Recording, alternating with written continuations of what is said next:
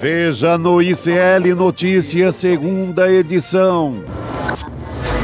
O Pix não será taxado. Receita Federal vai para as redes sociais desmentir mentiras espalhadas por bolsonaristas. A Receita Federal não tem nenhum interesse em saber o detalhamento, quantos Pix você recebeu e quem passou para você, onde você gastou o seu dinheiro. Nada disso é informado pela Receita Federal. Festa Mundial da Extrema-Direita. Xandão pede provas de que Bolsonaro foi convidado para a posse de Trump e mantém retido o passaporte de ex-presidente. Quem está por trás do ataque a tiros ao MST? Polícia Civil busca mais envolvidos no crime contra acampamento do Sem Terra e governo Lula fala em crime político. O ICL Notícias, o veículo mais confiável do Brasil, está no ar.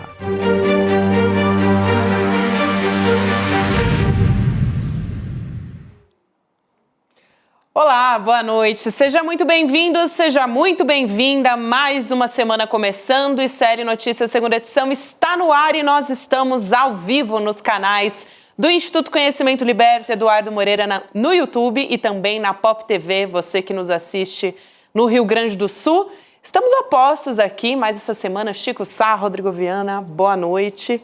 A gente está chafurdado, tentando sair de uma série de fake news aí sobre o governo. Pix-nóquios, né? Afogados em fake news. Afogados em fake news, pix-nóquios para todos os lados, né? Aqui uma referência a Ricardo Gouveia, né? Nosso homem. Que bolou essa manchete. Hoje a nossa chamada aí é essa, pix-nóquios. E é a fotografia dos homenageados, daqueles que espalham mentiras, né? Totalmente. Não, o governo num esforço maluco, né? Mas eu nunca vi o governo Lula tão ensaiado. Porque você pega do Wellington Dias a Marina Silva, todo o governo saiu para o jogo. Isso é muito positivo. Claro que a ocasião agora não é das melhores, é para se defender de uma fake news. Mas isso é o que deve ser feito sempre. Os ministérios todos têm que estar comunicando pelo governo também. Uma política unificada de comunicação para responder as fake news do Pix, né? Sobre os Pix. Porque foi brabo, foi pesado, né? Teve um efeito muito maléfico no país inteiro, mas o governo saiu junto. O Chico estava vendo ali. Então, o Wellington Dias não é da área dele, o Pix, né? Quer dizer, ele é do desenvolvimento social. Não. Marina Silva, meio ambiente. Pega a Luciana Santos, pega todo mundo. Todos os ministros. Todos os ministros. Então pegaram as redes deles e foram para o combate. O Juscelino, ou a parte do centrão do governo. Também foi. Todo mundo saiu para o jogo. É um momento complicado, né? Porque 2025 promete emoções aí fortes pelo lado da direita. Na campanha eleitoral vai ser... É um treinamento também para a campanha, que vai ser uma dessa por dia. Vai ser. Com inteligência artificial, os caras vão vir assim... porque o Haddad já apareceu agora falando maluquice, um Haddad falso criado por inteligência artificial. E o Osmar Terra, ex-ministro, retweetou, compartilhou. Isso vai ser uma por segundo em 2026, porque não teremos Xandão no comando da eleição. Então...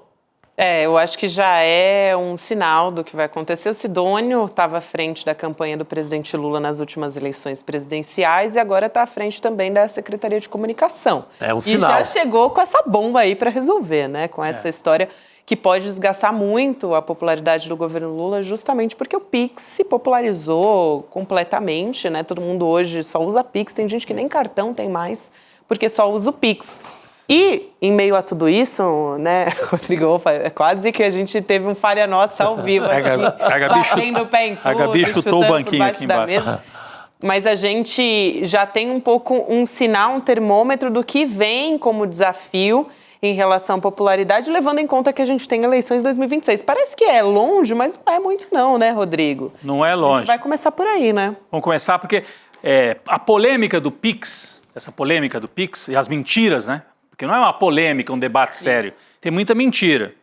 Mas chega num momento que já não era um momento bom para o governo. Nessa virada de 2024 para 2025, por dois motivos. O Lula estava apanhando na questão econômica, né? O pacote apresentado pelo Haddad considerado insuficiente pela Faria Lima, o dólar tinha explodido no fim de 2024. Então, o momento na economia não era bom. E aí nós vamos ter a posse do Donald Trump, que deu um gás para a extrema-direita nessa linha de vamos com tudo, já é ensaio para 2026. O Trump toma posse e eles, nesse embalo, vão tentar pressionar para que o Bolsonaro não seja condenado, para tentar reverter a inelegibilidade, o que não vai acontecer. Mas é um ano difícil de confrontação. Nesse momento em que o governo tenta se reorganizar na comunicação, o Lula vai fazer uma reforma ministerial, já começou pela comunicação, nesse momento aparece essa chuva de mentiras, um bombardeio e que vai deixar marcas, Ah, daqui a pouco ninguém mais lembra disso, mas fica lá no fundo, sabe? Se daqui a um ano, na próxima declaração de imposto de renda, alguém for pego na malha fina, vai dizer, deve ter sido esse negócio do Lula aí, do Pix, da Receita Federal.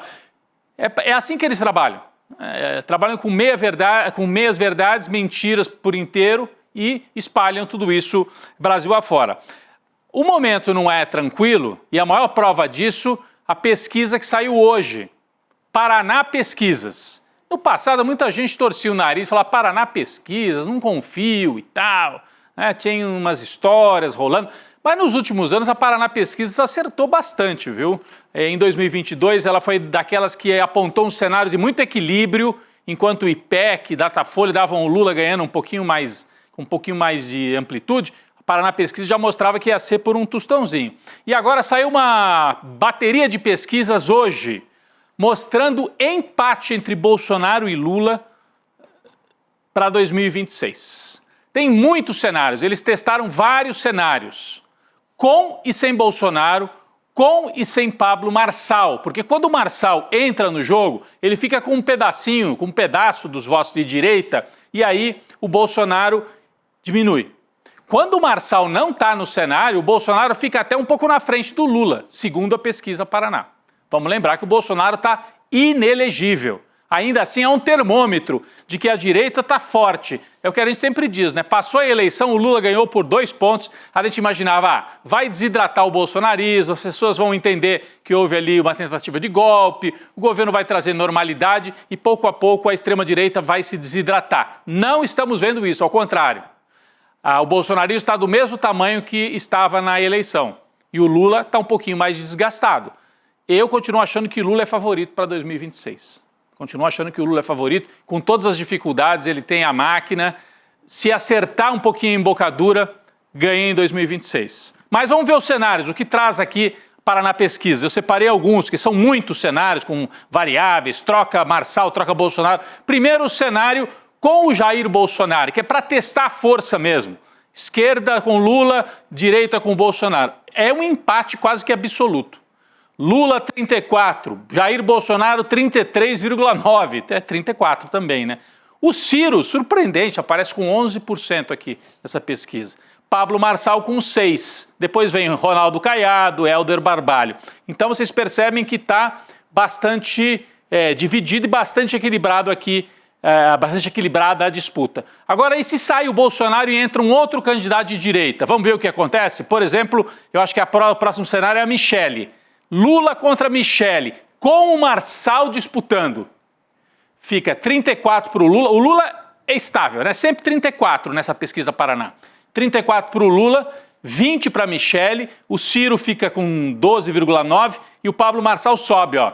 O Pablo Marçal fica com um pedaço maior do voto bolsonarista. Então, quando é o Bolsonaro, né, consolida quase tudo com ele. Quando o Bolsonaro não é candidato, ele transfere uma parte para a Michele, mas o Pablo Marçal sobe, segundo a pesquisa Paraná. Por que colocaram o Helder Barbalho aí? Não faz muito sentido, Eu né? acho que, às vezes, essas pesquisas, você sabe que tem umas combinações com políticos. Para dar uma bombada. Você não é candidato, mas eu jogo teu nome. Aliás, fizeram essa pergunta Eu não sei se eu levo um troco ou não sei o que é, mas... É curioso. Fizeram essa pergunta na Rádio Band News, eu ouvia o diretor da Paraná, e perguntaram por que está o Helder e não está a Simone Tebet? Não, porque, veja bem, a Simone Tebet é uma ministra do Lula, mas o Barbalho também é, né? Também é. O Helder é o ministro? O Helder é o governador. O Helder é o governador, é verdade. Então, ele é o governador. Bom, É estranho. Porque eu nunca vi da boca dele dizendo que é candidato. A Simone tem mais lógica que já foi candidata. Pois é. Então Mas para ele é bom o nome dele estar aí, né? Mas são estranhezas das pesquisas no Brasil. A gente tem que estranhar, né? Pois é. Bom, o Ronaldo Caiado aparece aqui, sempre com 6, 7. Ele é muito forte no centro-oeste, mas fora do centro-oeste ele quase não tem voto. Mas é um nome. Está dividindo aqui a direita, né? O Lula tem esses 34 quase sempre. Vamos para o próximo cenário, que daí é sem a Michele, mas com o Tarcísio. Vamos lá. Lula, 35. Tarcísio, 25. Ciro Gomes, 15. Ronaldo Caiado, 7. E o Helder Barbalho, de novo, com 1,8. Tem voto só no Pará, né? Mais voto alto, né? Mais alto. Já larga com quase 2 aí. Mas, enfim, aqui a gente não tem, nesse cenário não tem o Pablo Marçal.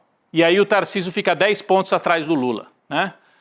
Depois eles testam também segundo turno, eu já vou chegar lá. Isso aqui seria no primeiro turno, né?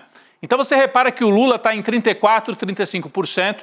A direita tem alguma coisa, somando o Tarcísio com o Caiado, dá aqui por volta de 32, 33 também. Então é 35 para o Lula, 34, 35, um pouquinho mais para a direita também. É uma eleição, segundo a Paraná Pesquisas, um cenário muito equilibrado. Quando você vai por região, é aquele mesmo cenário de sempre. O Lula lidera no Nordeste, tem quase um empate no Sudeste e perde no Sul e perde no Centro-Oeste. É o cenário que a gente teve em 2022. Bom, isso aqui são 3 cenários. Eles fizeram uns 10 cenários, tá, gente? Eu fiz um resumo. Tem até uma tabela aqui que resume tudo, porque é curioso como o Lula, segundo, não se assustem com tanto número, tá? É só para me ajudar aqui. Eu não estou pedindo que vocês olhem tudo isso aqui, é muito número. É só para me ajudar aqui na hora de olhar também. Quando o Lula não é candidato, porque eles testaram, e se o Lula não for candidato? Vamos testar o Haddad, aparece aqui, ó. O Haddad fica com 18, então o Lula, que tem 34, não consegue transferir todos os votos para o Haddad. É o que aparece na Paraná Pesquisas. O Bolsonaro até transfere um pouco mais para a Michele e para o Tarcísio do que o Lula para o Haddad. O Lula, sem o Lula, fica Haddad 18, Tarcísio 26 e Ciro 23.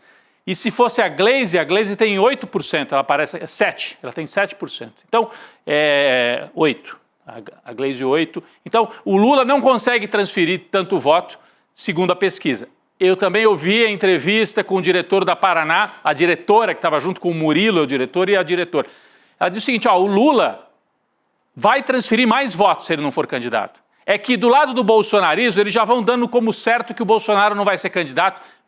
Está mais natural ter um outro candidato. Sim. Faz sentido. Do lado do lulismo, não está tão natural essa ideia. Se não for o Lula, quem é que vai ser? As pessoas, é o Lula é o presidente. Então, a transferência, ainda as pessoas nem começaram a pensar nisso, está longe para o povo. Né? Para os políticos, para a gente que analisa, está perto. Mas para o povo está muito longe, 2026 está muito longe.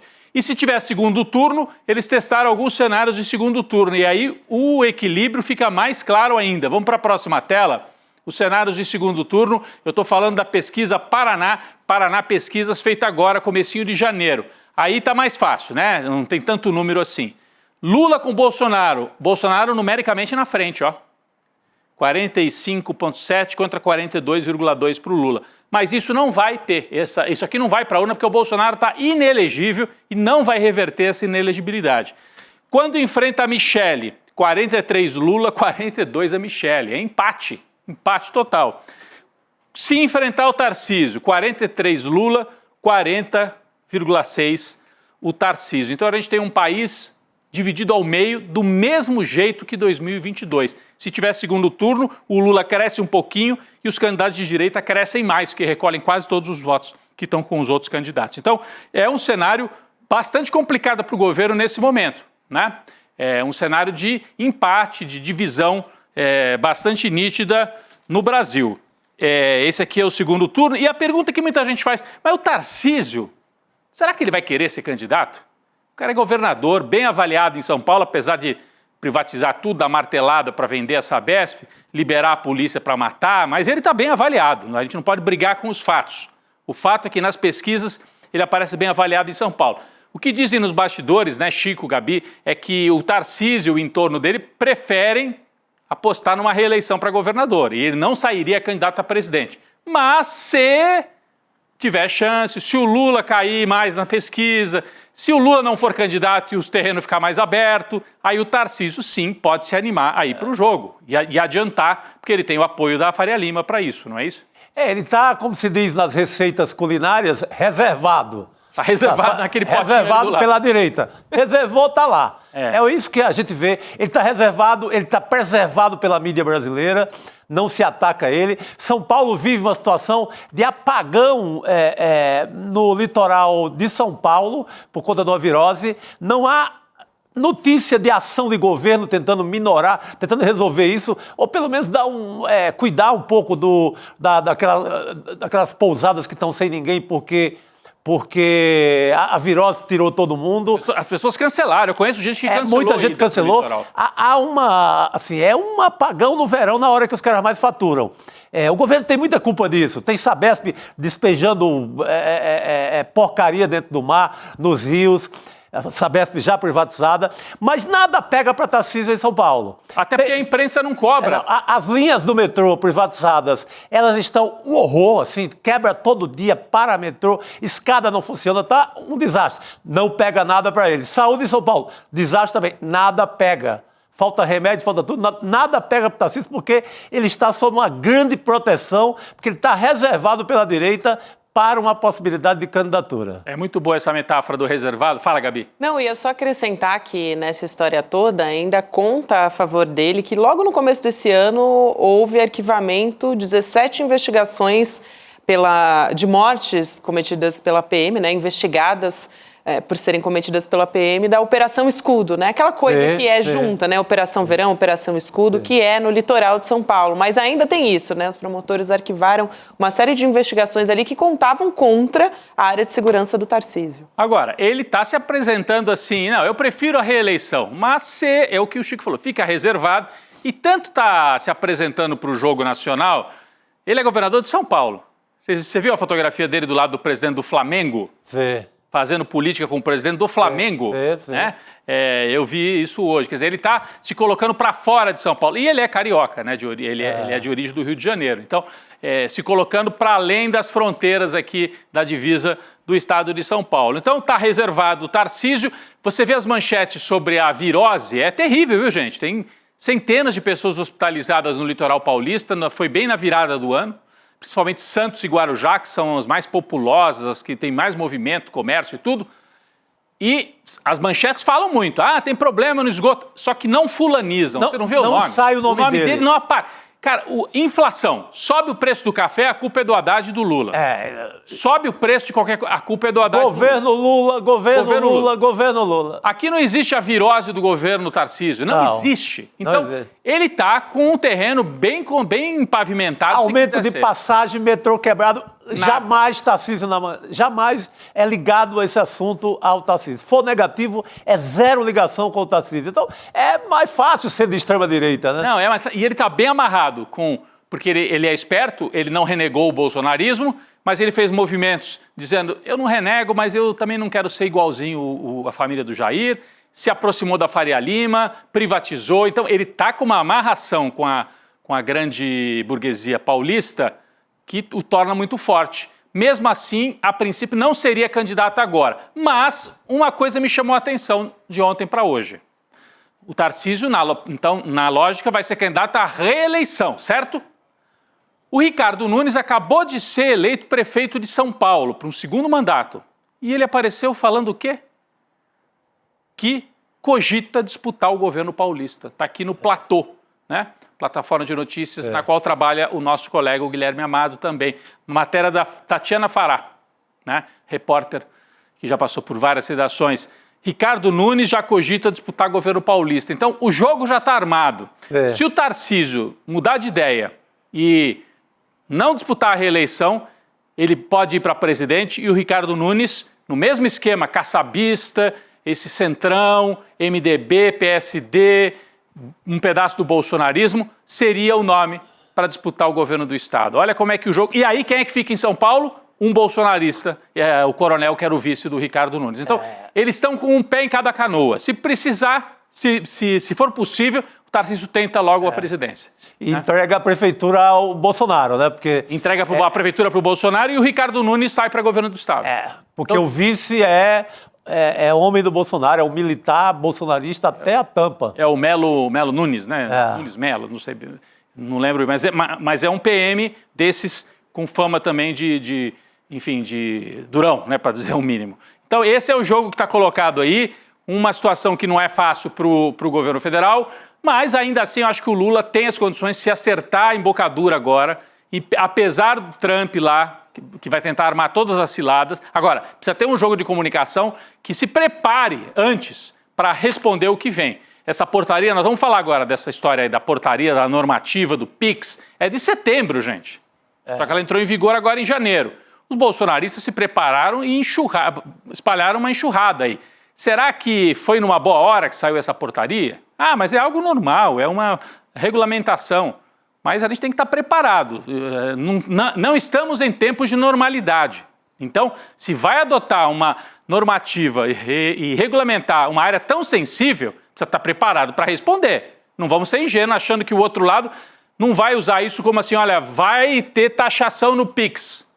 É disso que nós vamos começar a falar agora, né, Gabi, com a Heloísa Vilela, que vem aí para trazer as notícias para a gente também. Vai conversar com a Heloísa Vilela a respeito disso, que acho que já está a postos aqui, só para dar um pouquinho do panorama dessas novas regras de monitoramento de movimentações financeiras.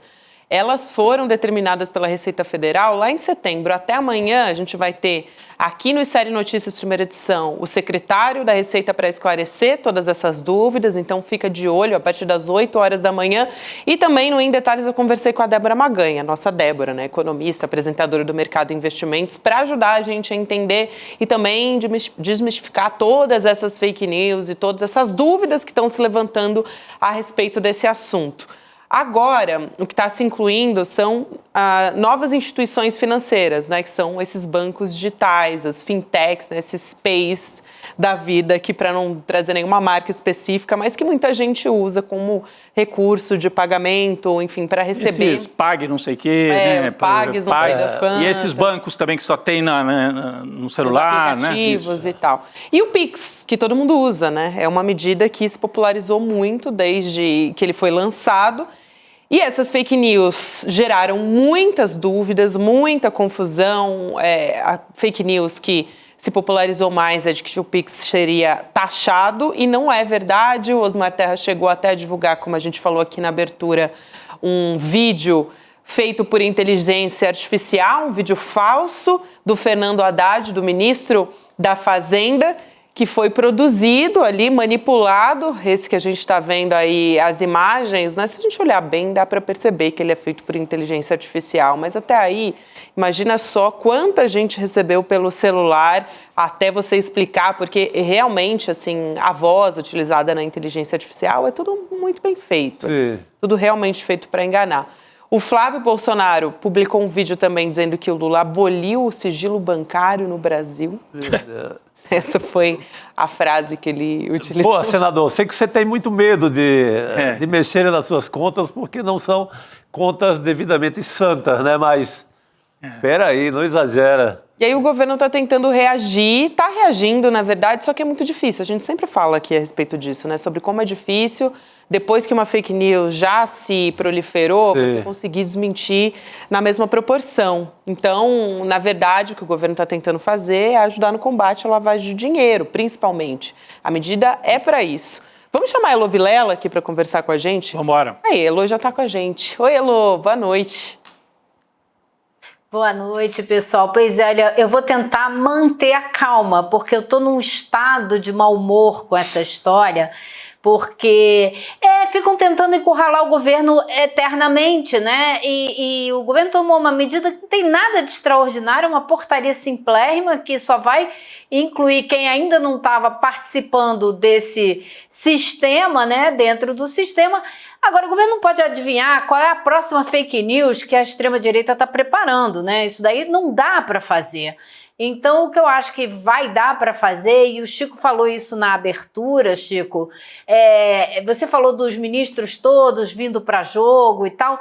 a tendência é a gente ver isso cada vez mais daqui para frente. Por quê? Com a substituição do Paulo Pimenta pelo Sidônio Palmeira na Secretaria de Comunicação, essa será uma tônica. Ele já vai fazer uma reunião com todos os profissionais de comunicação de todos os ministérios na semana que vem, porque o objetivo é esse, é alinhar a comunicação do governo como um todo. Chega de confusão, chega de cada um falar uma coisa.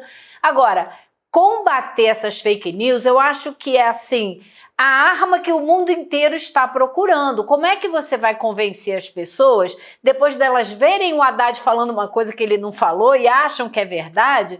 Como é que você vai convencer, né? Eu estava no salão fazendo unha, a dona do cabeleireiro estava arrancando os cabelos com essa história de Pix, coitada, não entendendo o que é, né? E não adianta, aí vai o Lula, grava um vídeo e fala, e as pessoas não acreditam. Então, como que você combate essas coisas? Esse é o grande nó da questão. E a quem interessa essa mentirada? Eu acho que esses são os nossos pontos aqui, sabe? É isso, a quem interessa. Perfeito. Era justamente a pergunta que eu ia trazer aqui para a nossa mesa de conversa, né? Porque na sexta-feira o Haddad até divulgou um vídeo de esclarecimento, o próprio presidente Lula já divulgou um vídeo também, fazendo um pix de doação para o Corinthians. Sim. A gente tem as imagens aqui que a gente vai colocar na tela.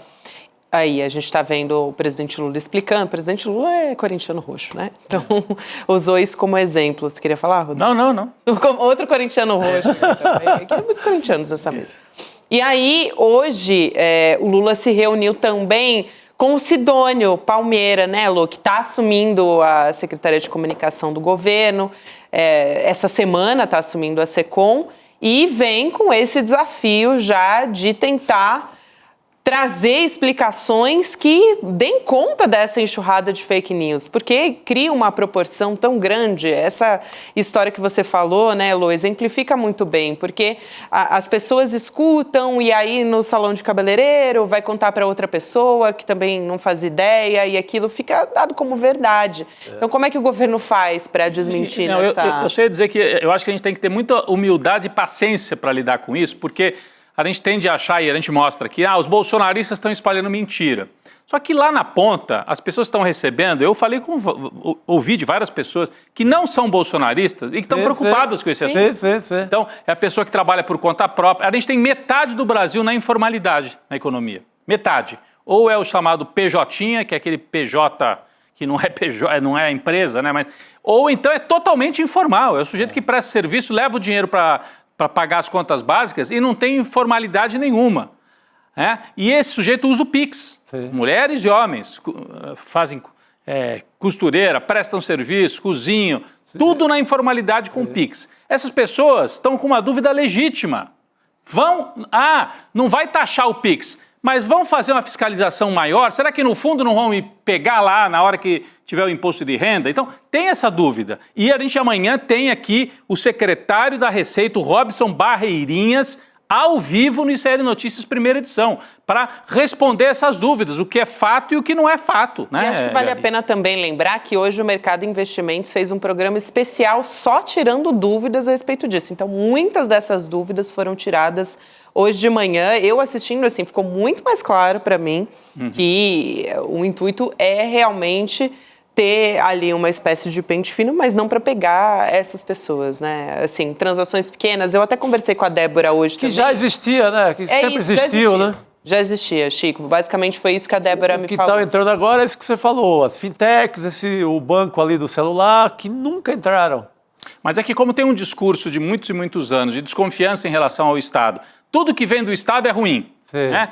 Você tem que se virar sozinho, você prospere sozinho. Venderam isso para a população, as pessoas acreditam realmente nisso, né? E nem fora que ninguém gosta de pagar imposto, tanto que o nome é imposto, é imposto, é algo impositivo. Ninguém gosta, né? Então, quando vem uma notícia, vai aumentar a fiscalização, mesmo que não seja taxação, e não existe. Não existe taxação no Pix, não vai ter imposto no Pix. Esquece, isso é mentira, aí é mentira. Mas as pessoas ficam, mas vai aumentar a fiscalização? Será que lá no fundo depois não vão pegar? Porque eu trabalho como camelô, uso a maquininha, ganho R$500 aqui. Não dá nem pra gente começar a falar isso, cara. Não dá. Porque não vai fiscalizar quem movimenta 4 mil por mês, 5 mil por mês. Se a pessoa movimenta 4, 5 mil por mês e tá gastando 40 mil por mês, aí sim pode ser que haja uma comparação para ver como ela tá gastando 40 mil e só movimenta 4, na verdade, mesmo que seja ganhando informalmente. Então, quando eu digo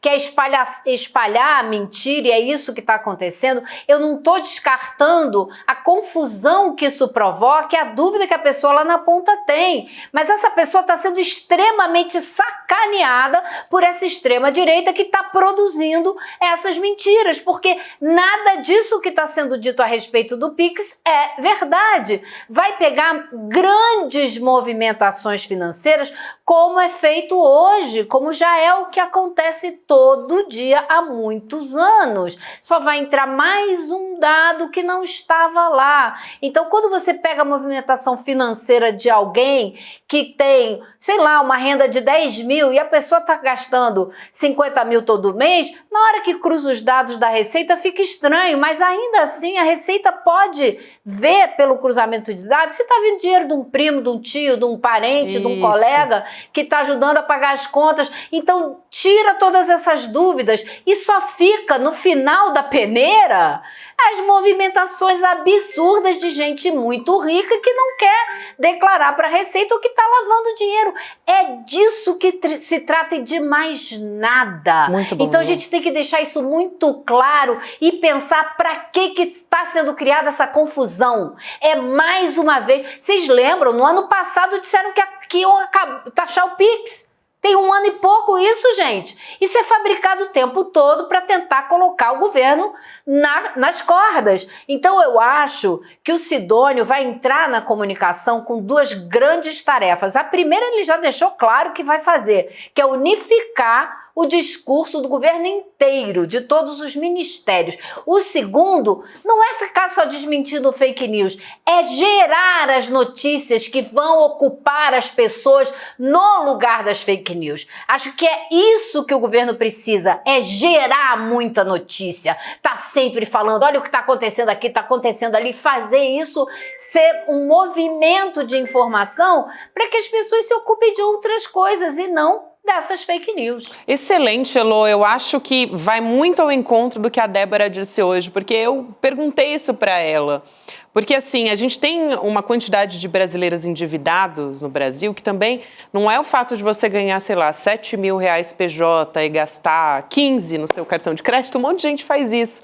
Então, assim, tem que ter uma disparidade muito grande, justamente, até para a Receita ir atrás e realmente fazer sentido, porque senão que imposto que ela vai arrecadar ali?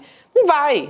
Então não é essa pessoa, tem um monte de gente que faz dívida no cartão da avó, porque a avó, a Débora deu esse exemplo, a avó é a única pessoa da família que tem crédito, que tem um nome limpo. Sim. Então todo mundo faz ali as dívidas de cartão na da avó. O neto quer comprar uma moto, compra a moto no cartão da avó. Tem muito isso no Brasil inteiro. Ela. Então, assim, esse tipo de cruzamento a Receita já faz, sempre fez. Faz o tempo inteiro. É tanto que nunca pegou sua avó, nem você, né? Então, não tem isso. Achei muito didática essa explicação aqui da Elô Vilela.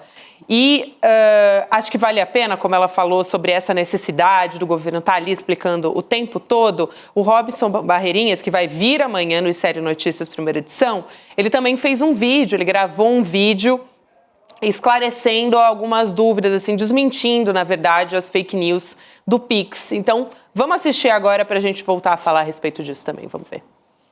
O sigilo bancário é absolutamente protegido e garantido pela Receita Federal. As informações que são prestadas pelas instituições financeiras são globais.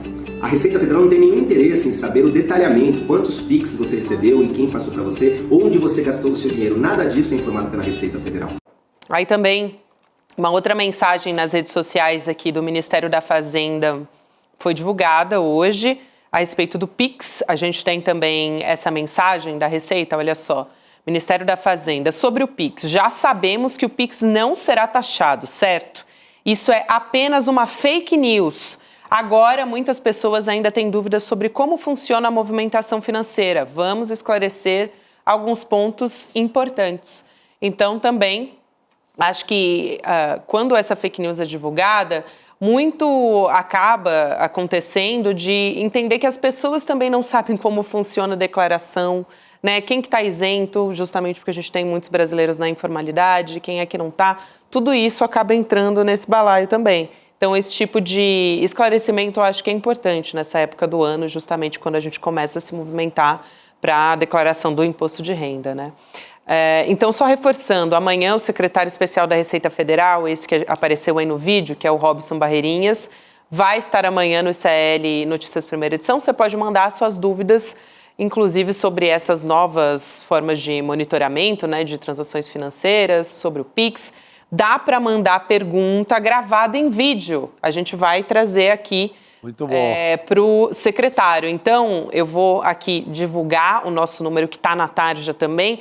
É o 11 949 4477 46. Melhor o vídeo na horizontal, tá? Se você tiver uma pergunta e quiser gravar para ele, 11 949 44 7746. Acho que vale a pena, é uma oportunidade para todo mundo tirar dúvidas, Rodrigo. Tem uma outra dúvida que as pessoas ficam, que é a seguinte, né? Eu, inclusive, trouxe isso de manhã para a Débora e para o André Campedelli tentarem responder, que é a questão da declaração de imposto de renda, né? Porque com esse monitoramento, isso está até na normativa da Receita Federal, vai ser possível você incluir, está escrito lá, a Receita Federal colocou lá, incluir esse tipo de informação sobre o Pix naquelas declarações automatizadas de imposto de renda. Eu, por exemplo, uso isso. Então, você não precisa nem preencher. A Receita Federal já sabe da sua vida e já entrega preenchido. Você ajeita ali a sua declaração, etc., né? Então, as pessoas ficam com essa dúvida. Então, uma pessoa que hoje nem declara imposto de renda, vai ter que declarar, vai passar a pagar mais imposto ou não? Essa é uma dúvida que está circulando. A partir das fake news, as pessoas estão com dúvidas porque desconfiam, porque acham que o Estado está sempre aí para tirar dinheiro delas. E porque tem muita gente vivendo no limite, numa situação, estão na informalidade, são sonegadores. Gente, é gente que vive assim da mão para a boca, na informalidade. O grande sonegador é outra coisa. Aqui estamos falando de pessoas que vivem na informalidade. Provavelmente gostariam de ter um emprego formal e pagar o imposto de maneira formal. Mas nem sabem como é que funciona, às vezes, a declaração do imposto de renda. Então, é uma dúvida que fica mesmo.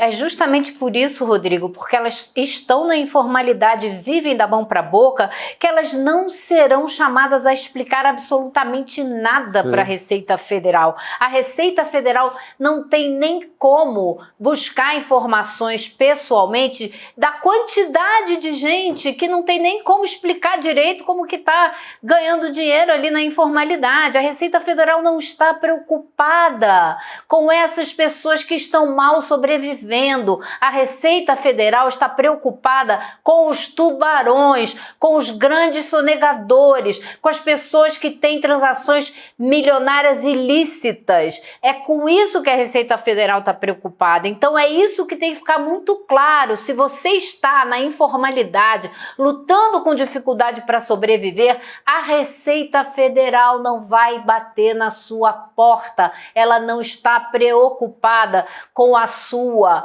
dificuldade de sobreviver. Ela não vai te importunar. Ela quer saber de gente que está tentando esconder uma boa grana ali, aqui, acolá, passando dinheiro daqui para lá, abrindo 7 contas para distribuir o dinheiro. É disso que a gente está falando. Então vamos deixar claro que essas pessoas não estão na mira da Receita Federal.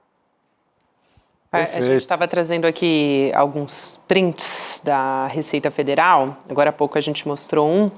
Tem um outro aqui que acho que vale a pena. A nossa produção acabou de separar, trazendo alguns exemplos práticos aqui, né? Então, a respeito de sigilo bancário protegido, o que é, o que não é. Então, você está vendo aí na sua tela, acho que é uma tentativa realmente de explicar para as pessoas, né?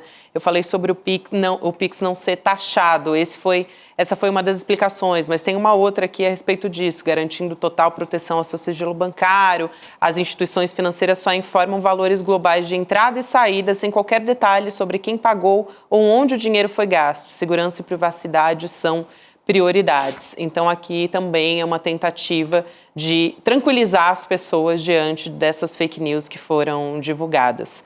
Eu posso girar um pouquinho a pauta também para a gente... Diga, Elô. Fala, Elô. Na verdade, o Rodrigo falou uma coisa que é importante. Isso, na verdade, ajuda quem quer organizar na hora de fazer o imposto de renda. Fica mais fácil, tá tudo ali, entendeu? É mais uma vantagem para quem tem menos dinheiro do que desvantagem. Isso é o claro, o óbvio. Em relação à taxação, é um governo que o esforço até agora, o esforço político, é aprovar uma medida que isente quem ganha até 5 mil. Então, esse mesmo governo ele não vai atrás de quem ganha até 5 mil para pagar mais. Se o esforço político, inclusive o esforço pensando até em eleição e tudo, em deixar uma marca, o grande esforço do governo Lula é isentar quem ganha até 5 mil. Então, como é que esse mesmo governo vai perseguir quem ganha até 5 mil? E quem é contra a isenção até 5 mil? Flávio Bolsonaro, Eduardo Bolsonaro, a extrema-direita e todo esse povo, gente. Por isso que é um prato cheio, né? É um prato cheio, porque eles tentam correr atrás de... Mas, pô, é só saber quem é contra isso. Mas tem gente que prefere dinheiro vivo aí nessa história, né? Até para comprar imóvel, né? Comprar imóvel. Loja de chocolate e tal. Exatamente. Só pra gente lembrar, né, também dessa quadra da nossa Pode história. usar Pix para comprar loja de chocolate? Não sei. Não, Dá para tirar essa dúvida. Não, segundo a Juliana Dalpiva e o grande livro O Negócio do Jair, toda a família, a história era dinheiro vivo. Dinheiro vivo. Porque o começo dos negócios dele nem tinha Pix ainda, porque o Pix é no governo Temer. Ou no governo Bolsonaro já, né? Não, o governo é criado pelo Temer.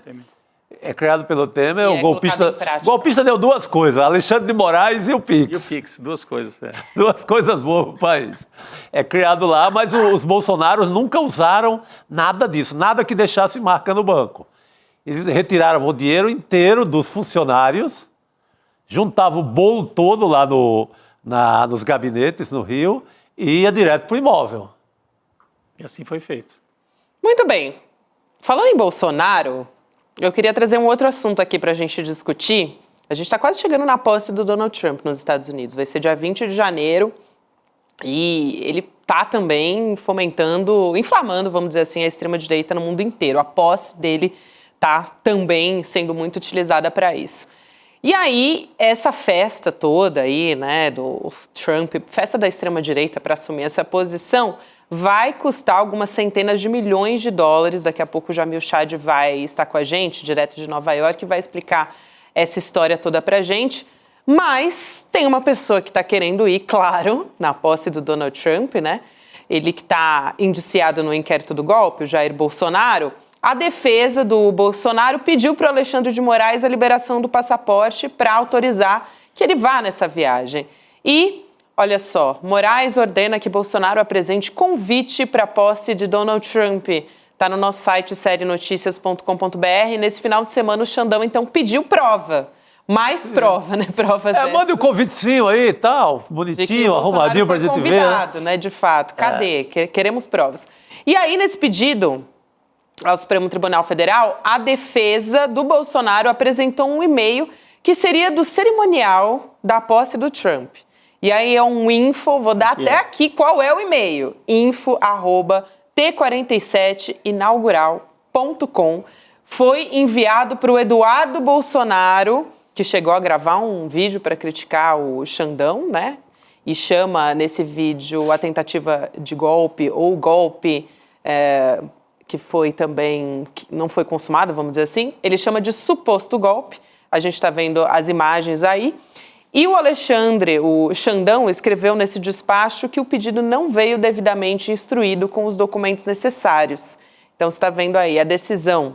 Trata-se de pedido da defesa de devolução do passaporte e autorização de viagem ao exterior de Jair Messias Bolsonaro.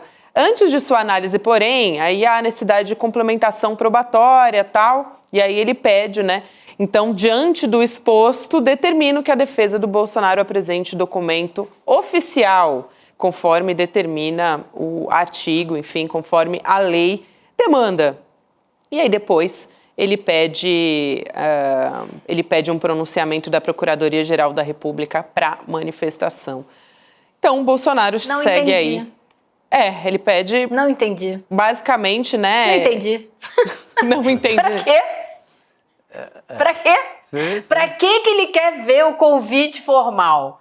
Ele, se aparecer o convite formal, ele vai entregar o passaporte? Será que não é uma tentativa de ganhar Agora, tempo, Elô? Eu fiquei com essa dúvida, realmente. Ganhar tempo pra quê? A gente está esperando a PGR agora denunciar de vez e começar esse processo. Um ano atrás, um ano atrás não, porque o passaporte dele foi tomado em fevereiro do ano passado, né? Quase isso. Mas no ano passado, ele negou o pedido do passaporte para ele ir a Israel, a uma visita que o Netanyahu fez. E a primeira turma do Supremo inteira votou unanimamente para não deixar devolver o passaporte. Por que agora, depois que Braga Neto já está preso, que pode sair, esse processo pode começar a qualquer momento, para que ele ia dar o passaporte? Então, parece que ele está só instigando ali, atiçando a turma do Bolsonaro, né, com uma suposta possibilidade de uma resposta positiva. Se ele der esse passaporte diante de um convite formal, eu vou cair dura, mudo de nome, porque não tem menor lógica. Não vou me chamar sentido. Não faz menor Maria sentido. Castro, entendeu? Não, mas não faz menor sentido. A questão não é... Tempo, porque dia 20 já a posse, né? Enfim, até... Mas ele usou esse convite que ele recebeu. Qualquer um cidadão do mundo pode receber o mesmo que aqueles convites de posse. Você entra, Lula vai tomar posse, também sou convidado. Todo mundo é convidado. Mas independentemente disso, não importa se é um convite formal. Ele está com o passaporte retido porque ele representa a possibilidade de fuga. Existe a possibilidade concreta de fuga. É um cara que, pelo histórico, pulou o muro de embaixada. Na hora que a barra apertou ali, ele se protegeu numa embaixada, passou uma noite lá, com medo. Então, esse cara não é confiável. Não pode deixar ali, porque a probabilidade dele não voltar. Agora... Ainda mais agora, risco agora de que fuga está provado, para o né? país da extrema-direita, a sede da extrema-direita mundial, que não vai devolver ele para a justiça brasileira nunca. Então, assim, não faz o menor sentido, não compreendo por que ele pediu esse convite formal. O convite pode vir assim por e-mail mesmo, não é para qualquer um.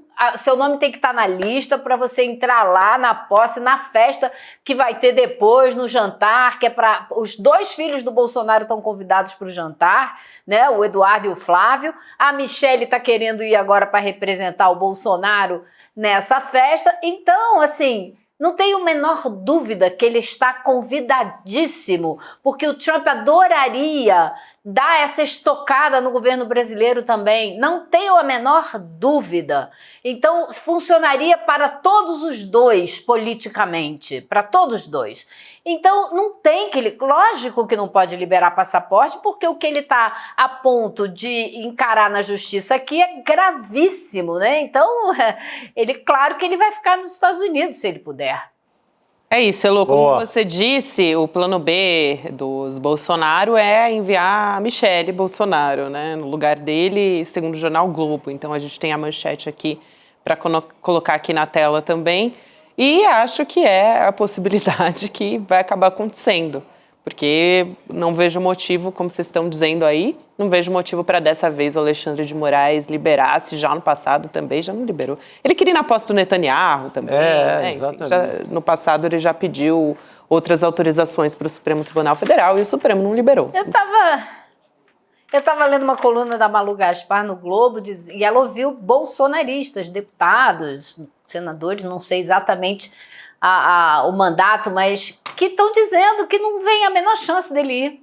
Nem eles acreditam que o Bolsonaro tem alguma chance de conseguir esse passaporte para sair do Brasil a essa altura do campeonato. Seria muito louco, né, Deixa gente? a Michelle lá se divertir. Louco. Ela leva aquele maquiador que é amigo dela. Faz um passeio, lá, A Michelle vai lá. Vai passar um frio lá. Vai passar um puta frio lá. Deixa eu aproveitar e trazer... Não, era só isso. Não, eu ia aproveitar e trazer alguns detalhes aí, que apurações do Jamil Chad, que daqui a pouco entra para conversar com a gente, Elô. Mas vai ser um mega evento, então a gente já tem informação a respeito disso, né? Ele transformou essa posse num mega evento, já recebeu doações milionárias para essa festa, olha só. Então você está vendo aí a coluna do Jamil Chad. Trump transforma a posse em mega evento e arrecada mais de R$1 bilhão. A equipe do Donald Trump espera arrecadar $200 milhões no total.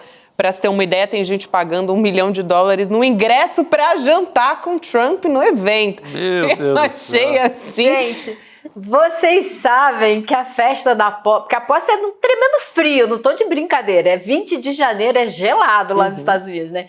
Mas essa posse, as pessoas vão e ocupam todo aquele mall que eles chamam, né? Que é aquela parte toda na frente da Casa Branca.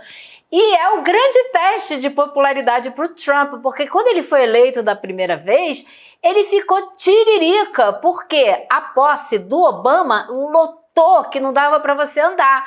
E a dele, ele ficou dizendo que tinha dado muito mais gente. Aí você botava uma foto do lado da outra e você via que não tinha a menor condição dele dizer isso. Mas fake news é festa, né? Então agora que ele foi eleito com maioria do voto popular, inclusive, ele vai tentar encher aquilo ali para finalmente dizer que a posse dele foi para lá de popular, né? Vamos ver o que ele vai conseguir. Eu estou curioso para ver, além dessa medição da popularidade, que é mais do lado de fora, ver também no jantar, né? A romaria de como é que é? Gente estranha, festa estranha com gente esquisita, né? Do mundo inteiro. Com gente esquisita. Festa estranha com gente esquisita era a letra, né? Do Renato Russo, se não me engano. Mas é festa estranha com gente esquisita do mundo todo, né? Quem serão os líderes da extrema-direita que vão lá beijar a mão? Vai o Milei, né? O Milei, o Netanyahu, o húngaro, né, o da Hungria, Sim. a Meloni da Itália. Orbán. O Orbán, desculpa, esqueci. E talvez alguns líderes que não estejam no poder, mas são líderes da extrema-direita mundo afora, né? Que tem Como esperança. o Bolsonaro, que está querendo. Como o Jair. Olha, vou arriscar um outro palpite. Acho que é interessante a gente observar quem são também os líderes europeus que vão lá, de 4, beijar a mão do Trump agora. Mesmo entendeu? sem ser a Europa de extrema que está se direita? ferrando, mesmo sem ser de extrema direita. A Europa que está se ferrando, porque embarcou junto com os Estados Unidos nessa aventura da Ucrânia, ficou sem o gás, ficou sem energia, inflação arrebentando, os países todos sofrendo. Vamos ver quem é que vai lá beijar a mão do Trump. Eu estou curioso para ver. Tem doações interessantes ali da gente trazer também, óbvio, um que surpreende um total de 0 pessoas, Elon Musk. Elon Musk doou. Dono do X, mas tem também da Meta, o Zuckerberg não foi só aquele aceno. Não é palavra só não, né? Também doação, compareceu, grana, né? Põe a mão exato. no bolso, Zuckerberg. Não quero só discurso, não. Compareceu. A Amazon também, ó, todo mundo atenção, hein, gente? A Amazon, Google, Microsoft também deram contribuição $1 milhão cada. Para bancar a festa. Para bancar a festa. Nossa. Já houve um tempo Agora que... vocês viram que a guerra já começou, né? Interna, Steve Bannon já prometeu que vai afastar o Elon Musk desse governo o mais rápido possível. Vamos ver quem sai ganhando. Acho que o Musk tem mais dinheiro, acho que ele vai ficar mais tempo do que o Bannon. Entre Bannon e Musk, vamos ver quem é que sobrevive. Eles tiveram até uma treta, né, o Steve Bannon e o Trump, agora estão meio que voltando aos poucos aí, mas também tem uma história do Steve Bannon que a gente vai trazer daqui a pouquinho também, né, dele criticando já o Elon Musk. Mandando bala, né? Então já tá rolando uma rivalidade ali. Talvez o Elon Musk, justamente por estar ocupando esse posto agora na posição, né, de estratégia política do Donald Trump ali, de parceiro, publicamente, uma série de afagos, inclusive afagos, né, financeiros, tá incomodando o Steve Bannon agora também, que sempre foi visto como o grande estrategista da extrema-direita nos Estados Unidos e no mundo. Ele deu uma entrevista, né? Esse assunto depois nós vamos trazer. A gente vai comentar mais a gente também com o Jamil Chad, mas podia aproveitar para a Ilô também falar. O Steve Bannon deu uma entrevista num tom alto, assim, para o Corriere della Sera. Jornal italiano, né? Uhum. Jornal italiano. Diz que o Musk é verdadeiramente mau. O Bannon falando que é o lobo mau, verdadeiramente mau. Me dá vontade de rir, assim, porque é impressionante. E diz que ele deveria voltar para a África do Sul. Ou seja, o Musk está sentindo na pele o que é ser tratado como o imigrante. Migrante fora aí, daqui, total. você não pertence aos Estados Unidos. Mas essa é a briga. A briga é justamente essa, porque o Bannon é contra qualquer tipo de visto especial. E o Elon Musk entrou nos Estados Unidos com um visto especial que ele não quer que seja cancelado, que é um visto que as empresas podem usar para contratar engenheiros, pessoas de alto nível técnico e tal. E foi assim que ele entrou nos Estados Unidos. O Steve Bannon é contra imigração total, ampla, geral e restrita. Então eles já estão saindo no tapa. E eu torço muito por essa briga. Espero que eles se degladiem até o fim. A nossa equipe separou a frase, né, exata do Steve Bannon. Vamos trazer aqui. Na entrevista ao jornal italiano, se puder colocar na tela aí pra gente, o que ele disse sobre essa questão da imigração, atingindo diretamente, tá um pouquinho mais pra frente no nosso roteiro aí, gente, a frase do Steve Bannon. Posso já trazer o trechinho Então aqui quando o pessoal... Aí, essa mesmo. Farei com que Elon Musk seja expulso daqui até o dia da posse. Ó, tem pouco até dia tempo. 20, hein, gente? Vamos ver se ele vai conseguir. Ele não terá acesso total à Casa Branca, será como qualquer outra pessoa. Ele é um cara verdadeiramente mau, muito mau. O único objetivo de Musk é tornar-se um trilionário. Ele deveria voltar para a África do Sul. Gente, é tanta coisa nessa... Ele falando que Duas coisas me chamam muita atenção aí. Primeiro, claro, ele falou uma verdade. O único objetivo do cara é ganhar dinheiro e se tornar um trilionário. Não mentiu. Mas a outra, dá para botar aí na tela novamente? Tem uma hora que ele fala... ele não terá acesso total à Casa Branca. Eu tive vontade de cair na gargalhada. Ele é proprietário da Casa Branca. Não, porque quando o Trump tomou posse da outra vez, o Steve Bannon tinha o crachá que dava acesso a tudo no governo, que é um tipo de crachá dificílimo de conseguir. E começou toda uma discussão nos Estados Unidos se ele devia ter isso, não devia ter isso. E no fim das contas, em poucos meses, ele foi defenestrado. Ele foi tirado do governo Trump. Porque tretou então com o agora Trump, ele tá falando que ele não quer que esse outro cara tenha o acesso que ele acabou perdendo, né? Eu achei engraçadíssimo. É muito bom, porque muito também engraçado. demonstra nessas declarações ali uma certa... É assim, é tão pueril, né? Assim, é tão... ciúme. É o ciúme, assim, a vaidade, no sentido mais pueril da coisa mesmo. É impressionante. A vaidade é o meu pecado A dorzinha favorito. de cotovelo, né? Isso, exatamente, Elô. Querida, obrigada por hoje. A gente se vê nessa semana de novo. Um super beijo, Elô. Obrigado, Elô. Ok, até. Tchau, tchau. Boa noite, Até. querida. Jamil Chad está com a gente vai continuar falando sobre a posse do Trump, sobre Steve Bannon e muito que vem por aí. Direto de Nova York, sempre bom ressaltar, né? De Nova York, passando frio, como disse A Elô Vilela. falou do frio, olha aí o Jamil todo abrigado. Com a gola levantada, assim. Com a elegância de sempre, claro. Pra aquecer o pescoço. Aqui, assim. Esse jornal só tem gente elegante. Pois é. Só tem gente elegante. Boa noite, Jamil, bem-vindo.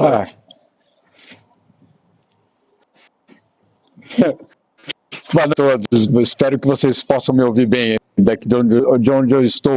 Vai ser daqui a pouco. É da Fernanda Torres aqui em Nova York, estreia do filme, claro, e a gente já está aqui preparado. Eu estou nesse cenário um pouco diferente, mas estamos aqui. Espero que vocês possam me ouvir bem. Ah, que maravilha, Jamil. Sua internet acabou de estabilizar, então acho que é uma oportunidade aqui para a gente trazer um pouquinho do tamanho que vai ter toda essa festa, né, esse mega evento que foi transformado a posse do Donald Trump, para a gente entender um pouquinho melhor. Então, no sábado, dia 18 de janeiro, a gente até preparou uma arte aqui com alguns pontos interessantes do que vai ser essa posse, né, esse mega evento. Então, a recepção do presidente, fogos de artifício no Trump National Golf Club, na Virgínia. Virgínia, que é o berço ali da extrema-direita também, né? Do Steve Bannon, até do próprio Olavo de Carvalho ali. Então, atenção nisso. Recepção do gabinete e jantar do vice-presidente. No domingo, dia seguinte, temos cerimônia de colocação de coroa de flores no túmulo do soldado desconhecido no Cemitério Nacional de Arlington. Então, esse vai ser no domingo, no dia seguinte. Também um comício MAGA, né, do Make America Great Again, na Capital On Arena, em Washington, portanto.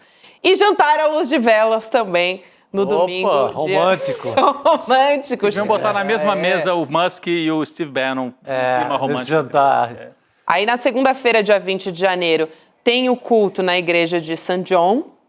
o Trump e o vice-presidente eleito, o J.D. Vance, prestam um juramento ao meio-dia, tem um almoço seguido de desfile presidencial, que vai do Capitólio pela Pennsylvania Avenue até a Casa Branca. Essa é bem tradicional zona, né? Esse desfile é muito tradicional. Com uma revista das tropas, e o Trump participa de 3 bailes inaugurais, que é o Commander-in-Chief Ball, o Liberty Inaugural Ball e o Starlight Ball. São os bailes inaugurais que o Trump vai participar. E assim, gente, não tem hora para acabar, tá? Porque terça-feira também tem mais um. Também na hora que acabar, o mundo que se cuide, os migrantes que se cuidem, os pobres que se cuidem, porque aí vai ser carnificina, né? Aí só para fechar, na terça-feira, dia 21 de janeiro, atividades da posse são encerradas com o Serviço Nacional de Oração pela manhã. Então, é um evento, né? Um mega evento que começa lá no sábado agora, dia 18, a gente de olho nisso, e fica até terça-feira. E aí muitos acontecimentos, né? E a gente vai ver o quão... Não, e também a expectativa, né, você está trazendo aí, a nossa equipe fez um resumo muito bem feito, com apoio ali desses quadros, né, que a gente chama de artes, né? São esses quadros, inclusive essa mistura, né, do público e do privado, né? Uma parte das atividades de posse, a primeira, acho que no sábado, é no golf club dele, né? Pelo menos tem o nome dele, não sei se esse golf club é dele, não é, inclusive na Virgínia. Mas eu estou também curioso porque ele está prometendo um pacote de decretos logo para o primeiríssimo dia, o que é comum, né? O presidente tem que assinar, o Lula quando tomou posse, o Bolsonaro, todos. Mas no caso do Trump, porque ele está prometendo essas medidas antimigratórias. Então, saber se logo no primeiro dia já vem esse pacote. Mas o Jamil tinha caído e voltou. Responder para a gente. Não sei se ele quer falar ainda das festividades. Vamos lá. Tem uns 4 dias, né, Jamil? Conta pra gente. Exato. Primeiro, o que vocês mostraram aí são 4 dias em vez de um dia só de posse. Então, por isso a gente já começa a ver que, obviamente, não vai ser uma presidência exatamente normal de Donald Trump. Mas eu acho que tem um elemento central nessa quebra de protocolo de Donald Trump, é mostrar poder. Mostrar poder com fogos de artifício, mostrar poder com convites para presidentes que normalmente não são convidados para uma posse como essa. Então você tem uma série de sinais que o que ele quer é mostrar poder, tanto para os americanos como para, claro, o resto do mundo. Vocês colocaram uma questão aí fundamental, que é a confusão da agenda privada e a agenda, obviamente, presidencial. Nessas festividades, nesses eventos, alguns deles, como vocês citaram, vão ser nas suas próprias propriedades. Ou seja, é uma confusão total do limite, o que é público, o que é privado, o que é presidência, o que é empresário, o que é lobista, o que não é lobista.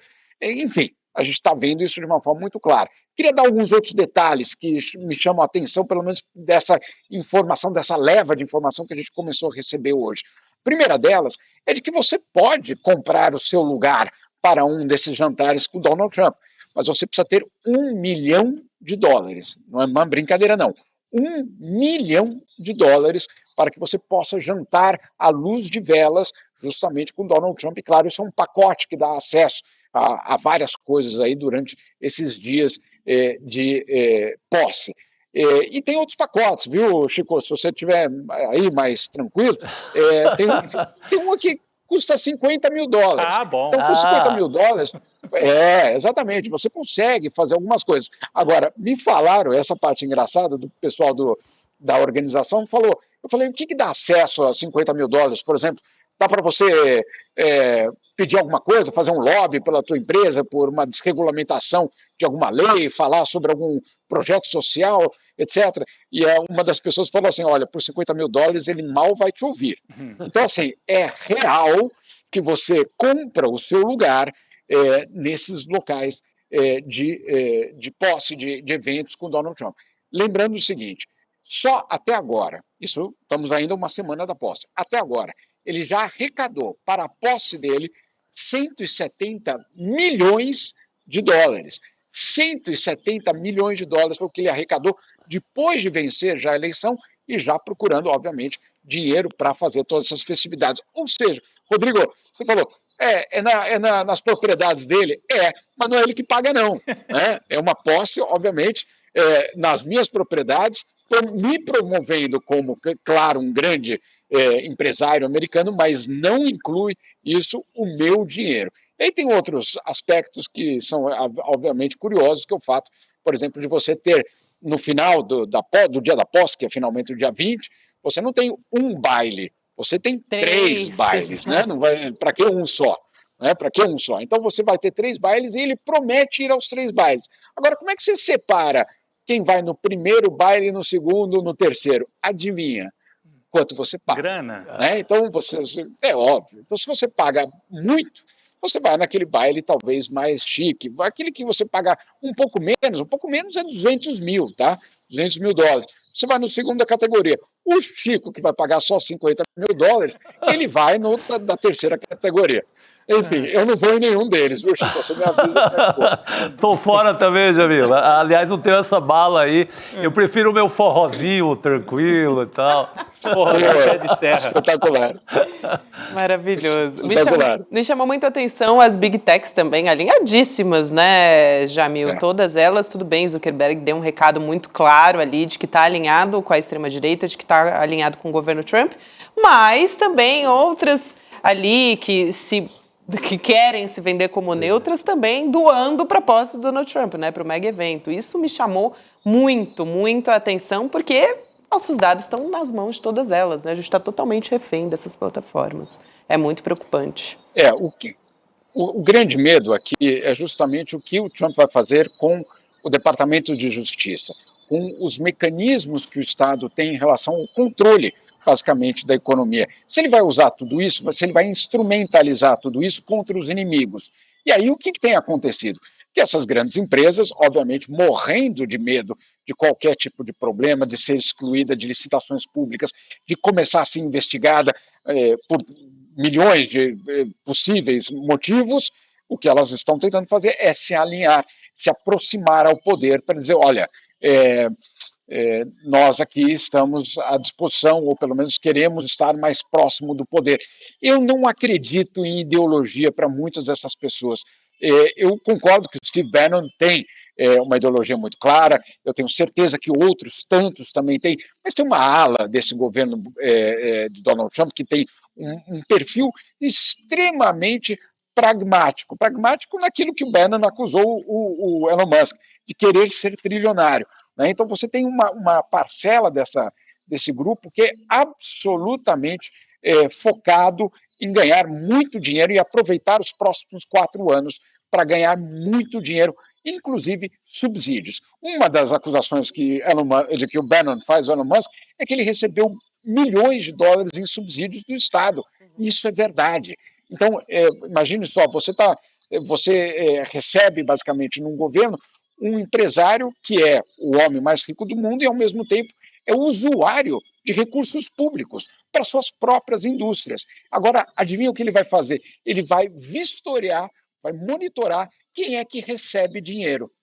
Afinal de contas, ele é um dos grandes apoiadores. Perdão ainda sobre essa disputa aí do Elon Musk contra o Steve Bannon, o Chico vai se lembrar, porque obviamente cobre futebol, etc., aquelas quartas de final da Copa do Mundo, Inglaterra e Brasil, né? Aquela que o Ronaldinho fez aquele gol espetacular, etc. Naquele dia, no começo daquele dia, um jornal argentino veio com uma capa espetacular, que dizia o seguinte, que pierdan los dos. Perdão. Né? Essa era a manchete do jornal argentino. É o nosso caso, totalmente. Que perdam Como os disse, dois. é louco, Exatamente. sempre Então, pela assim, briga. Exatamente, que pierdan los dos. É isso, exatamente isso. Muito bom. Jamil, acho que dá tempo também, já que você entrou nessa questão do Bannon, né, que era mais um que a gente queria tratar aqui, a respeito de Gaza, né? Você trouxe uma informação também na sua coluna sobre as crianças em Gaza começaram a morrer de frio.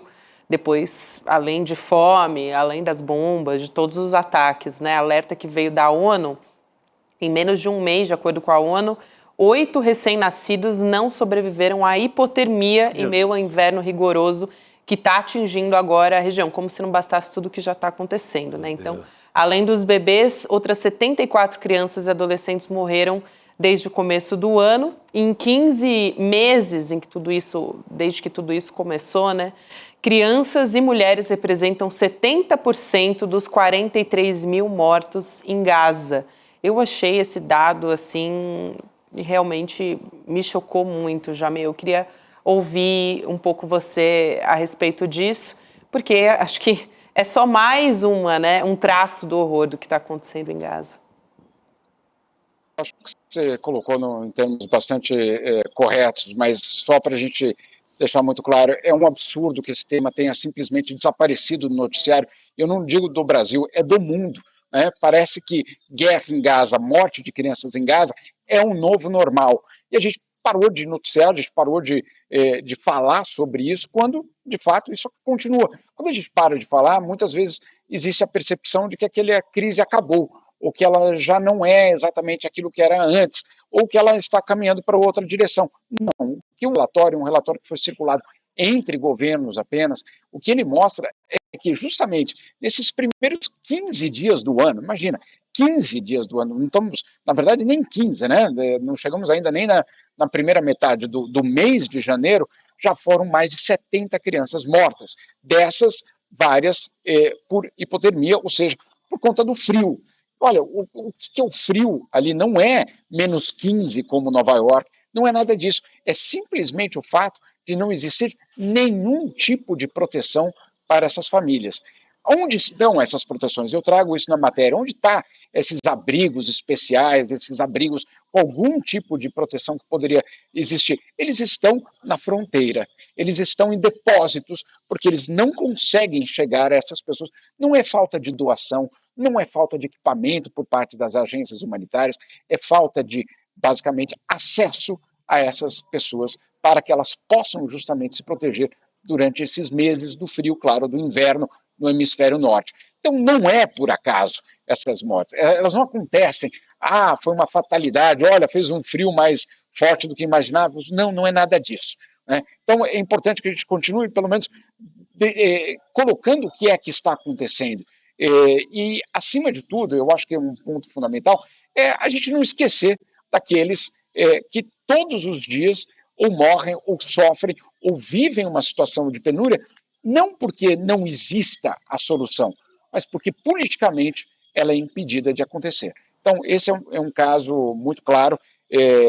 Existe aqui nos Estados Unidos todo um debate, será que haverá um cessar-fogo antes do final do governo Biden ou não, né? Nos próximos dias, uma negociação muito intensa está acontecendo, mas aí eu me pergunto, para esses 43 mil palestinos, esse cessar-fogo vem absolutamente tarde demais, né? Irremediável. E para muitas dessas famílias também, absolutamente irremediável. E tem um detalhe que ainda eu preciso coletar essas informações com mais detalhes, que é justamente o número de famílias inteiras que desapareceram nesses 15 meses de guerra. Ou seja, não é só o pai ou a mãe que morreram, ou os filhos, mas as famílias inteiras, ou seja, sobrenomes inteiros que foram simplesmente borrados hoje da sociedade em Gaza ou na Palestina. Então isso é muito dramático e por isso que eu insisti em trazer isso na coluna hoje mais cedo no UOL. Fundamental, Jamil. Muito bom sempre contar com você, com a sua fala aqui. Obrigada por hoje, obrigada pelo seu trabalho. A gente se vê de novo em breve. Bom trabalho por aí. Obrigado, Jamil. Daqui a pouquinho. Boa noite para vocês. Até mais, querido. Jamil.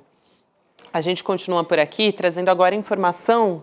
Mais barbárie, né? Mais barbárie, Rodrigo, exatamente. Barbárie brasileira. Foi no ponto aqui. A Justiça de São Paulo acatou um pedido de prisão temporária do segundo suspeito envolvido num ataque num assentamento Olga Benário, do MST, que fica em Tremembé, no interior de São Paulo.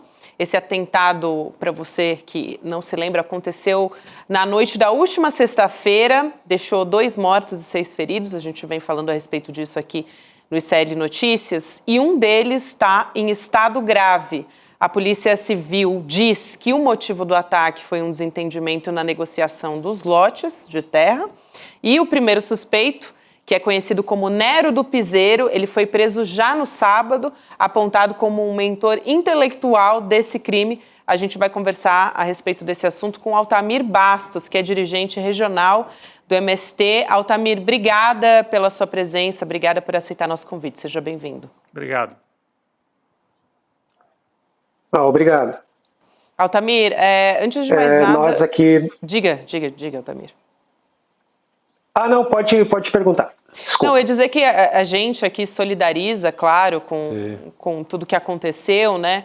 A gente já teve manifestações políticas diversas a respeito desse atentado. O próprio presidente Lula já ligou também para o coordenador do MST, né, Gilmar Mauro, para prestar solidariedade. A gente aqui no ICL também, o próprio ministro do Desenvolvimento Agrário, Paulo Teixeira, o ministro dos Direitos Humanos, a ministra, né, Macaé Evaristo, compareceram ao velório desses dois assentados.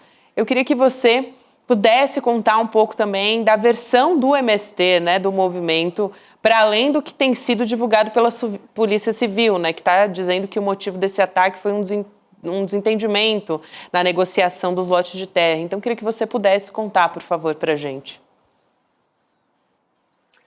Sim, obrigado. Já há alguns anos, né, que a gente já vem fazendo notificações, registros, né, ocorrências, né, policiais, sobre tudo o que já vem acontecendo aqui nos assentamentos do Vale do Paraíba. São 6 assentamentos, né, que nós temos, e todos os assentamentos têm algum tipo de problema.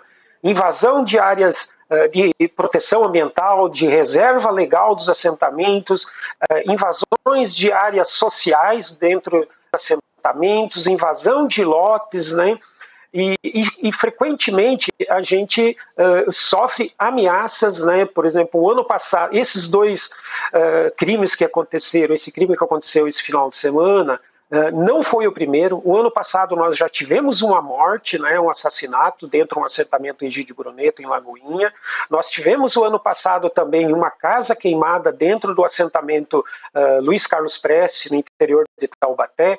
Então são várias ocorrências que a gente já vem alertando os órgãos públicos, né, sobre esses acontecimentos.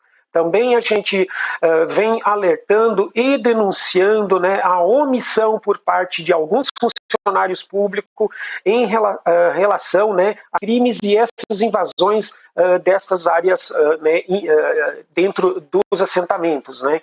Então, não foi por falta, né, de denúncias, né, que a gente aí, né, vir a evitar, né, isso que aconteceu esse final de semana, né?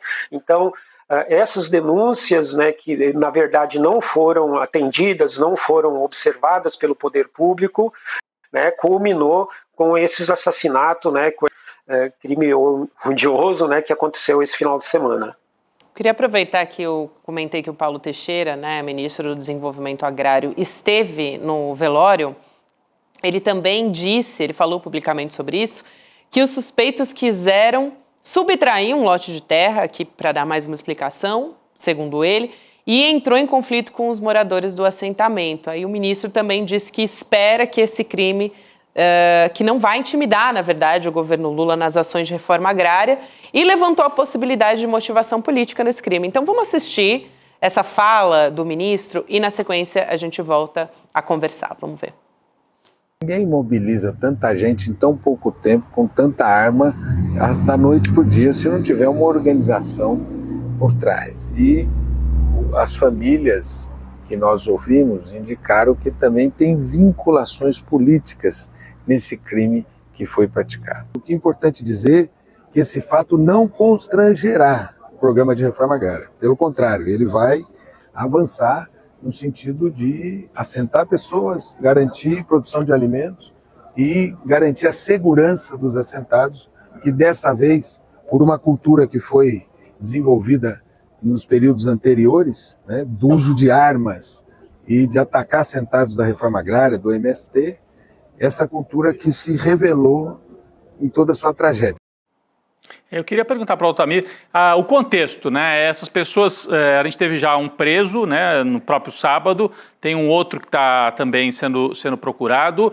Essas pessoas são ligadas a algum grupo político, tem fazendeiro, tem crime organizado? Qual é a suspeita? Vocês trabalham com qual tese principal, a da motivação? Quem é que está por trás disso, como disse o ministro Paulo Teixeira? Ele falou em motivação política. Ele falou em motivação política, então por isso que eu queria entender motivação política de qual origem, né? Se você já tem uma suspeita, uma tese, uma linha aí de investigação paralelamente à polícia.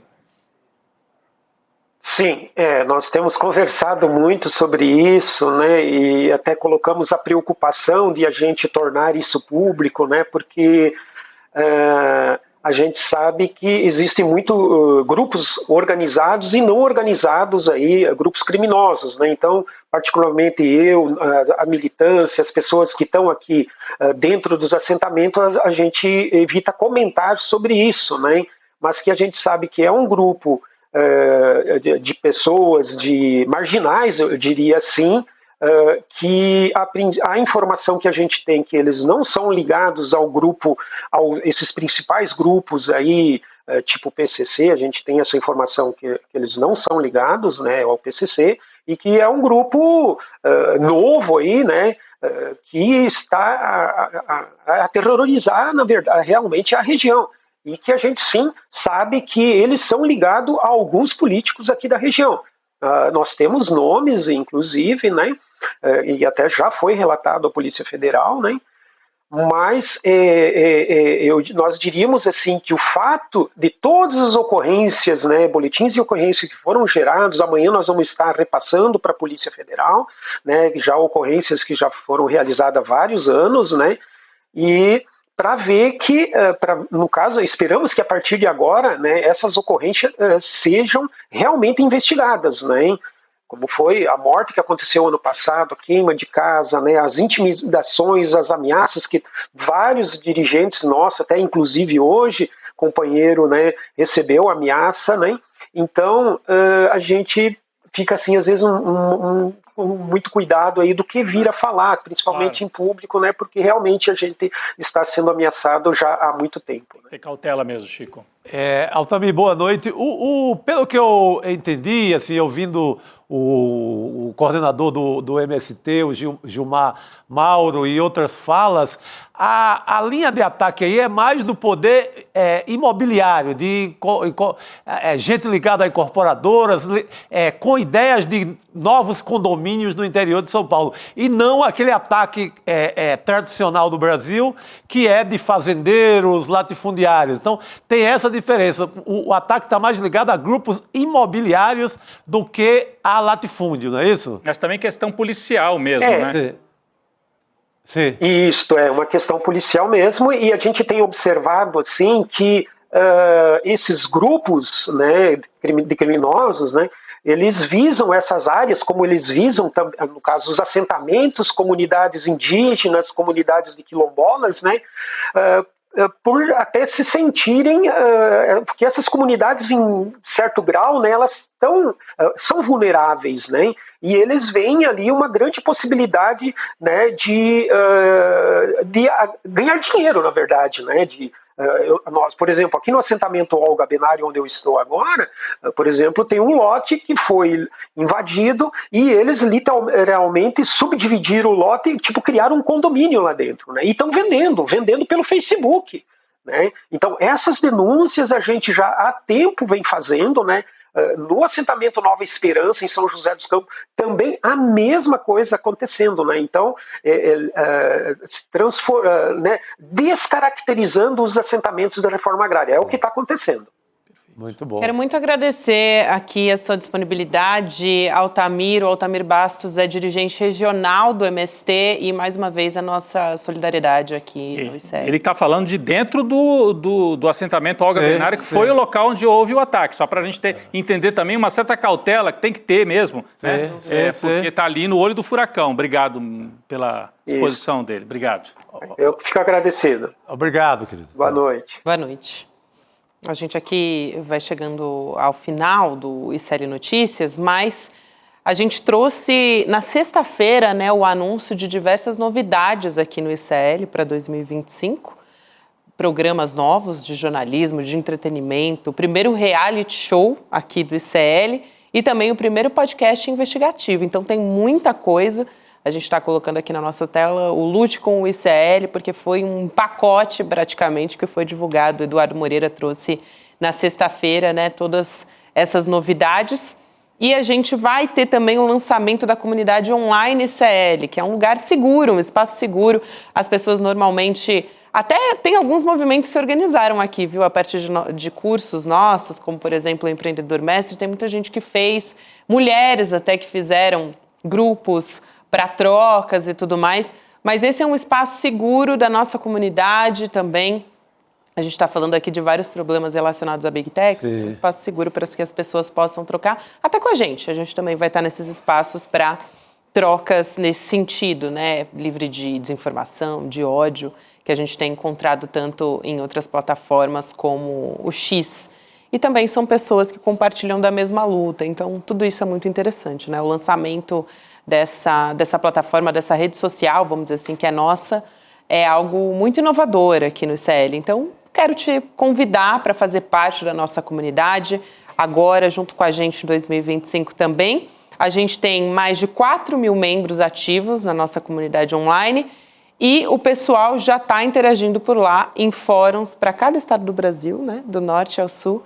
Então, essa é a comunidade do ICL que agora tem sua própria rede social. A gente, além desses fóruns sobre economia, política, cultura, nós jornalistas, nossos jornalistas também estão já interagindo com a nossa comunidade, então, para quem ainda não conhece, vale a pena entrar e participar, Rodrigo. E tem também presentes especiais, não é isso? Aqui para quem se tornar membro solidário ainda hoje? Assim, para você ter acesso a essa comunidade que já está rodando, uma rede social do ICL, você se inscreve em icln2.com.br, vira membro do ICL e aí aproveita e ganha esses presentes que estão aí na tela. Eu estou até com os livros aqui. O Pobre de Direita do Gessé, está aqui, ó. Tá na tela também, né?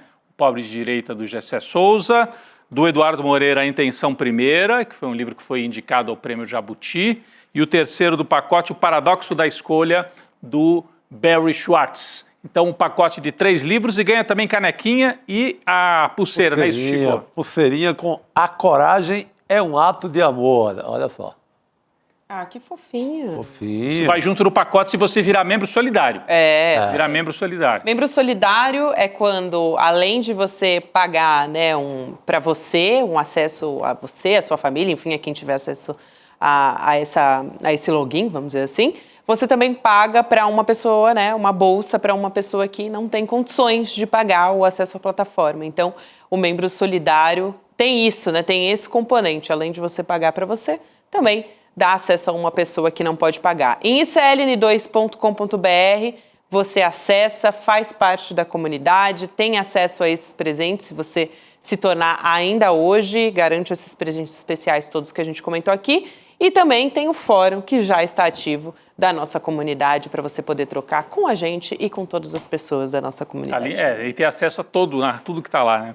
Todo o conteúdo. É isso aí. E hoje a gente tem Chico Pinheiro Entrevista, né, gente? Uma entrevista que tem tudo a ver com o que a gente estava falando agora do MST, Direitos Humanos. O Paulo Vanucchi, ex-ministro dos Direitos Humanos, jornalista, uma super entrevista. Ele conta, viu, Gabi? Eu assisti um trechinho. Ele conta o período em que ele esteve, relembra o período em que ele esteve preso, foi torturado na ditadura militar, né? Então, estamos falando do filme, né? Muita gente relembrando a ditadura, o caso do Rubens Paiva, e o Paulo Vanucchi, numa super entrevista para o nosso querido Chico Pinheiro, relata, relembra e fala dos direitos humanos hoje também no Brasil, com a experiência de quem esteve dentro nos primeiros governos do Lula também. É isso. Grande figura. O Paulo Vanucchi, que é jornalista também. É isso. É isso. A gente acompanha a partir de agora. Então, Chico Pinheiro Entrevista vale muito, muito a pena e o tema é muito, muito atual. Isso. Vamos nessa, então, Chico Sá, Rodrigo Viana, amanhã estamos de volta. Amanhã tem mais. Notícias, a partir das 7 horas da manhã a gente chega com o Desperta e a gente vai estar aqui, como todos os dias, na nossa mesa redonda. É isso aí. Valeu, pessoal. Valeu.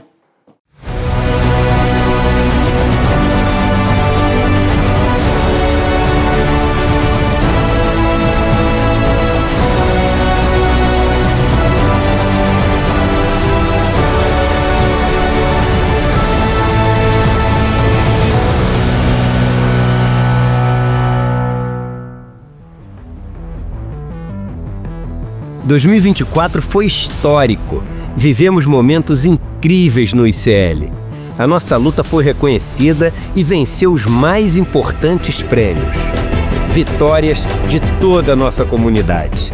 O IBEST vai para Instituto Conhecimento. Um abraço para todos vocês. Viva! Só o conhecimento liberta. E em 2025 estamos chegando com tudo.